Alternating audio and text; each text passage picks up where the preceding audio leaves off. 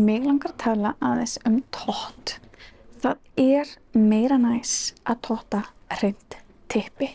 Segjum það bara beint út.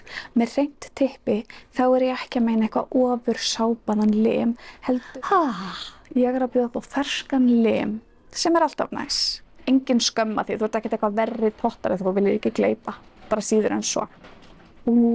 Já, það má totta linan lim.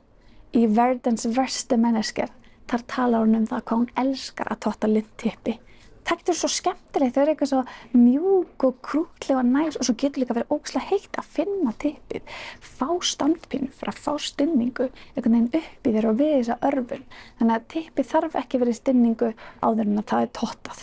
Og þú bara svona að tott fá að vera einhvern veginn hversdagslegra og skemmtilegra og fá að vera einmitt bara upp í sófa yfir sjónvarpinu, bara eitthvað svona girða smá niður, taka hann upp og bara